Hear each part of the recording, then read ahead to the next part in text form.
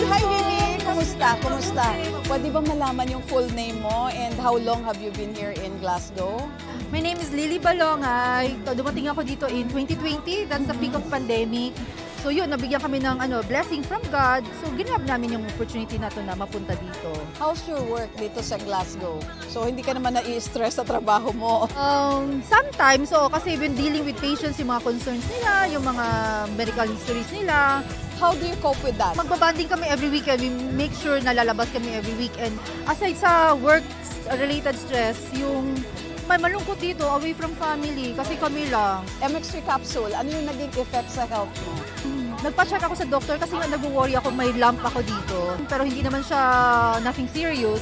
So nalaman ng family ko sa Pilipinas, pinadalhan niya ako sa Dubai, which is okay naman, naging okay. So naging ko na siya, yung parang nakasanayan na every time, lalo pag umuwi ako ng Pilipinas, I make sure na may dala. Kasi gusto ko yung husband ko uminom din. Ako yung tao na talagang i-invest more doon sa mga health supplements. MX3, dito ako believe.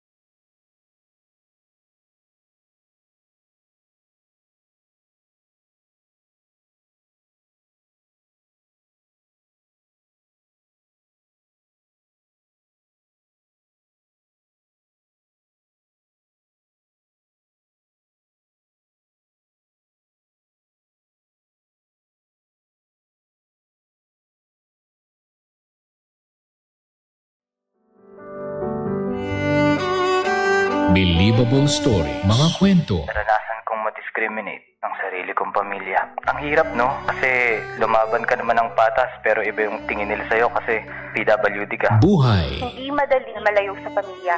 Pero sa ikagiginhawa ng buhay nila, tinatagan ko yung loob ko. Pinangako ko sa sarili ko, anumang unosong dumating, ilalaban ko yung pangarap ko. At tagumpay. Bawat pait na dumaan, lahat yun, hindi ko na nararamdaman.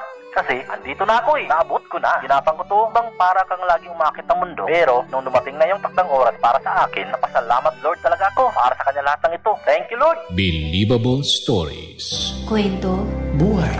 at tagumpay Inspirasyon sa bawat kwento. Believable stories. Happy Monday mga pangga and welcome po sa ating Believable Stories. Dahil sa programang ito, walang format ang success. Walang formula. Kanya-kanyang diskarte. Kanya-kanyang tirada. Ikaw, Ano anong ang believable story mo? Believable stories. From student to boss, alamin natin ang nakakabilib na istorya ni Jasper Uson ng QC o mas tawagin natin siyang Carrotman Uy. sa online, no? Yan. Alamin natin ang kanyang istorya. Nandito ngayon si Jasper. Jasper, magandang hapon sa'yo. Hello po, magandang hapon po sa inyong lahat. Ako po si Jasper. Hi, owner- Jasper. Ang owner ng Carrot Fries po. Ayan. Jasper, kwento mo naman sa amin kung bakit mo naisipang magtinda ng carrot fries. Okay. Ayun, actually dati isa lang naman po talaga akong student. Ayun, typical na student lang naman po ako. Hindi naman ako ganun katamad na student, hindi rin naman ako ganun kagaling na student. Sucks lang. Ganun. Sucks. Sakto lang po. Sakto. Pero umabot po ako sa point na medyo dumami yung problema ko. Na-broken ako. Ayan, medyo na-stress po sa iba't ibang mga bagay, sa ibang business din. So dumating sa point na naisip ko na parang gusto kong gumawa ng isang brand, o sabihin natin food business. Kaya inaya ko yung brother ko, pumunta kami ng Tanay. Naalala ko yun February 2024, last year lang. So pumunta kami ng Tanay, nag-road trip kami. Pag uwi namin, nakapag-unwind ako kahit papano. Tapos nag-isip ako ng isang food business. Naisip ko yung carrot, actually naisip ko pa nga carrot chips. Hindi talaga ako natulog nung gabing yon. Pagkagising ko sa umaga, ginigising ko yung brother ko. Uy, may naisip ako. Ayan, nag-research kasi ako eh. Meron ako naisip, parang gusto ko ng carrot chips. Pero yung kuya ko, pinagalitan pa nga niya ako eh. Sabi niya, ba't di ka pa natutulog? Pero since yung brother ko, may knowledge din siya sa business, sabi niya, hindi, huwag ka mag-chips kasi marami nang gumagawa ng business ngayon na chips. Sabi niya, bakit hindi mo i-try fries naman para iba naman yung snack? So doon nabuo yung carrot fries. So pagka, ang ginawa ko, natulog lang ako, siguro mga 2 hours. Pagkagising, pumunta agad kami ng mall, nag-grocery agad kami, tapos nag-product development agad ako. Ang bilis. Ang bilis, no? Bakit sa dami-dami ng gulay o kung ano man, no? Bakit carrots yung naisip mo? Bakit siya actually gulay? Oo. No? Ba't hindi Kasi ibang kakaiba klaseng eh. fries? Kakaiba eh. Ayun. Actually, sabi ko nga po kanina, gusto ko talaga magkaroon ng food business. And gusto ko na yung food business ay unique sana. Eh, alam naman natin, ang gulay, ayaw yan ng maraming tao. Oo. Kumbaga yung carrots, ayun yung type ng gulay na kapag kumakain sila, for example, pancit, Oo. inihiwalay nila yun Si-separate eh. nila, Di ba? oo. Inihiwalay nila yun doon sa kinakain nila. Oo. Tapos, hindi nila kinakain, no? Kasi ayaw nga nila. Lalo nun. ni mga kids. Oo. Yes. So, naisip ko, bumuo ng snack na imbis na potato, carrot naman. Bali, tawag ito sa ganyang business kasi, matanong ko lang, kasi hindi biro lang yung paglabas ng pera niya. Saan ka kumuha ng puhunan? Ayun. Actually, hindi naman po talaga first business yung carrot fries. Meron din po akong business. Sinimulan ko siya nung 2022. Anong business din? Ang business po na yun ay online tutorial business. Okay. Ayan. So, ang service po namin is nagtuturo ng arts, drawing and painting through online. Ayan. Okay, matanong ko lang, no? Kasi parang manegosyo talaga kayo mag-isip, no? Yung parents nyo ba, ano din? Ang kurso ba nila, related sa pagnenegosyo? Siyempre, Hindi po. Hindi po sila mahilig din sa business. Kumbaga, yung brother ko po tsaka ako, yung nag-start po talaga ng business sa family po namin. Okay.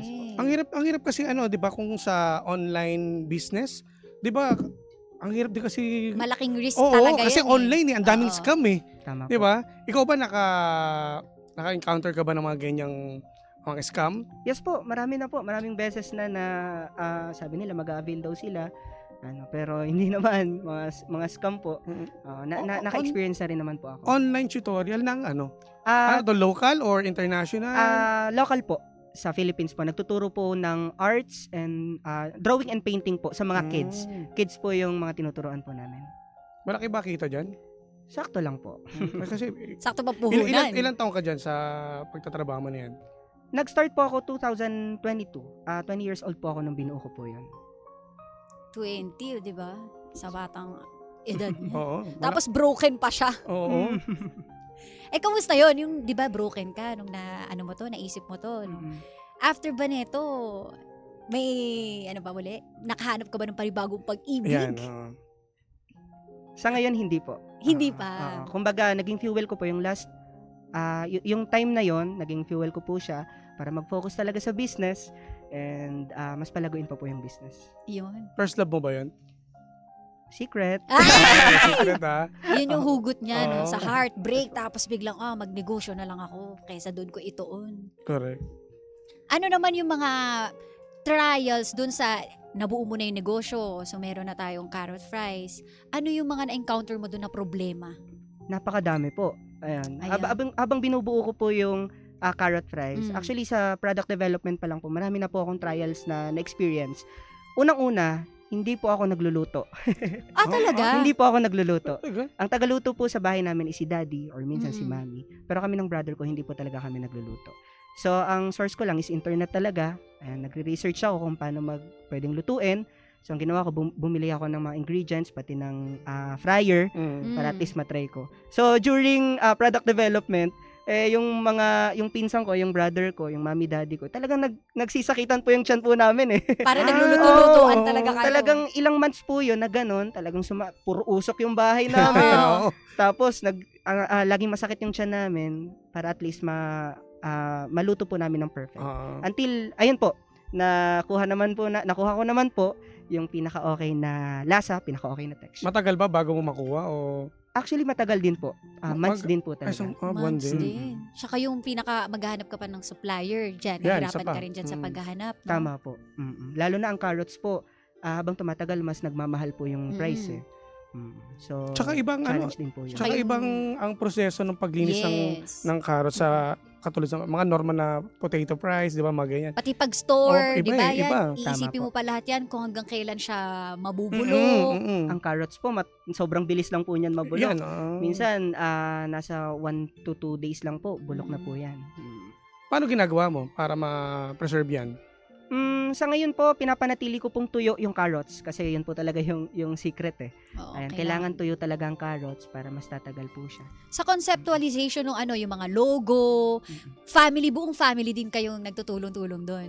Yes Yung po. kulay, ganyan Yes. yung ayos, Yes. and saan location. Actually, nag-outsource din po ako. Kumukuha rin ako ng, meron din po akong graphic designer. Ayan, tinulungan niya po ako doon sa pagbuo ng branding. Especially doon sa logo, doon sa theme, color theme, and iba pa po. Iba yung suporta ng mga Oo. pamilya In fairness sa support, di ba? So, sino yung pinaka-inspirasyon mo dito? Bakit mo siya naisip? Sino yung pinaka-pinagkuhanan mo talaga bukod sa heartbreak? Oo. Pinaka-inspirasyon ko syempre yung family ko. Ayan. Kasi kahit sa umpisa, hindi sila masyado naniniwala. Kasi umabot din sa point na ganun Mm-mm. na parang, ano ba yung ginagawa mo? Bagong business na naman. Baka mamaya hindi yan pumatok o hindi yan succeed. Pero sa kabila nun, after naman nakapagbuo na ng carrot fries, nakita ko naman yung support nila. Kung minsan si mami tsaka si daddy yung nagbabantay doon sa store kapag wala yung tao. So from that, nakita ko yung support nila. So sila yung nagiging inspirasyon ko. And syempre yung sarili ko. Naging inspirasyon ko rin yung sarili ko para ituloy-tuloy yung business na to. Tsaka meron din siyang naranasan na femur fracture. Opo. Paano nagsimula yan? Ayun, nangyari po yun nung nung 2022. Ayan, nagkaroon po ako ng femur fracture na aksidente po ako sa paglalaro ng basketball. Ayan, so yung pinakamakapal po na buto natin ng tao, which is yung buto sa hita, ayan, naputol po siya. So, inoperahan po ako. Ayan, nilagyan na po ng bakal yung hita ko. So, yun po yung naging case ko. Pero, okay naman po kasi nakapag-physical therapy ako, nakapag-recover naman po ako. Ayun. Kasi mahilig ka pa na mag-basketball. Yes po. Paano yun ngayon? Nakakapag-basketball ka ba? Naisisingit mo pa sa oras? Syempre. Pero hindi po alam ng mami ko. Naku, patay ka. Nanonood siya Konting ngayon. alalay pa rin, di ba? Oo. Kasi pag may bakal na. Opo. Mm-mm. Eto naman. Total na, i-share mo na yung mga sa negosyo mo. Meron bang time na, kunwari, di ba meron ka sa online, nagpo-promote ka eh. Actually, nadaanan ko yun, partner. Nasa TikTok kami rin. Oo, Mm. nadaanan ko yun, no? Meron ba doon na makikita mong may mga negative Yan. comments? Yung mga basher O natin. mga bashers Oo. na tinatawag. Napakadami po. Sobrang dami. Actually, ang isa sa mga sinasabi nila, masyado silang negative. Iniisip nila na yung carrot fries, hindi daw siya papatok. Kasi gulay nga eh. Ayaw nga ng mga tao yung gulay. Oo. So, masyado silang negatibo o negative about sa bagay na yon.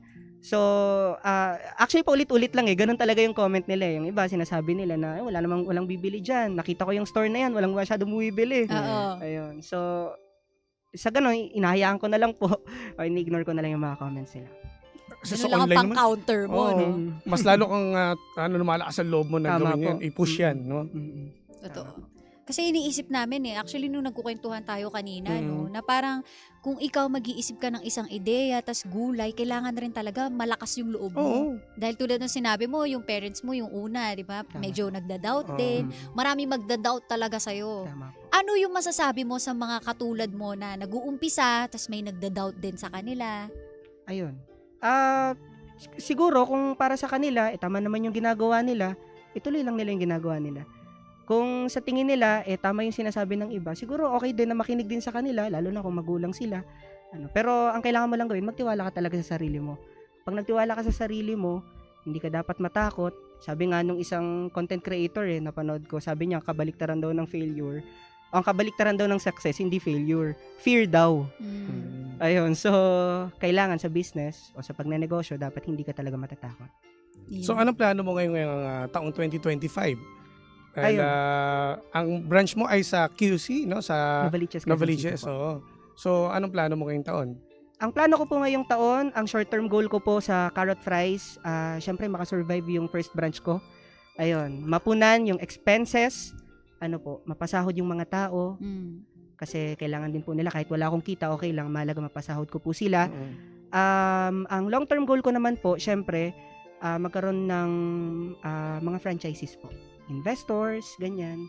Ayan. So, sana po, buong bansa, buong Pilipinas, magkaroon ng branch ng carrot fries. And ganoon din sa ibang bansa.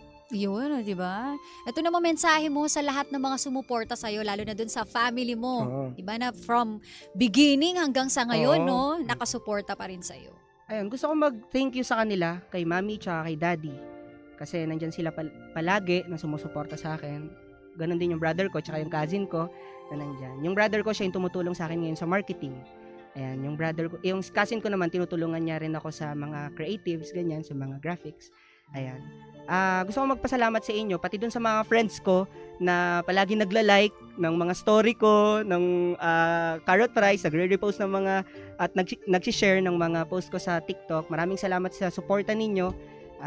Hindi ko man alam kung paano ko mababayaran o masusuklian yung ginagawa ko sa inyo. Pero maraming salamat po sa inyong lahat. Yun, no? Actually, itong ilulook forward Oo. talaga natin, no, na magkaroon pa ng ibang branch. Correct, Kasi tsaka natikman natin kanina. Oo, sobra sarap talaga. Parang hindi nga ako makapaniwala. Carrot pala yun. Oo, magugustuhan siya ng mga hindi mahilig sa gulay. Oo. Mostly yung mga kabataan, yung mga bata, no? Na ngayon ay tinatangkilik na hindi nila alam na carrot pala yan. Actually, may naisip pa nga po akong long-term goal ng carrot fries. Gusto ko, kami ng brother ko, ang project po talaga namin dito sa carrot fries, gusto namin na ma-normalize yung carrot fries na maging snack ng mga Pilipino o ng mga tao. Katulad po ng potato, who would have thought na magiging snack yung potato? Imagine yung world Oo. natin na walang potato, Tama. potato fries, hindi ba? Kasi gulay yan bakit mo yan ipiprito? Bakit mo yan gagawing snack? So, ganun din po yung gusto namin mangyari sa carrot fries. Gusto namin na lahat ng brands, yung mga malalaking brands, hindi po ako magbabanggit ng brand. Gusto ko na lahat ng brands na yan ay malagay sa menu nila yung carrot fries. Malaking tulong din po sa akin yun, lalo na ako po yung originator o kami ng brother ko yung originator nitong carrot fries. So, yun po yung long-term goal po namin. Sa ngayon, Jasper, sa business mo ngayon, di ba? Meron ka na bang napundar or basta sa kinita mo? Yes po. Sa ngayon po, syempre, ang una ko napundar doon sa carrot fry sa business, syempre, mga expense lang din po na gagamitin para doon sa business. Paikot, Basta no? pinaplano Yes, pa pinapaikot. Kasi sa business kasi pinapaikot Yung luho, tsaka na po yan. Ayun. Tama. Doon po Mga muna ako kabataan. nagpo-focus. Ayan. Doon Tatanungin muna ko po sana ako kung nagpo-focus. naka-iPhone 16 Pro Max ka na eh. Na fully paid. Oo, fully paid. Opo. Magaling.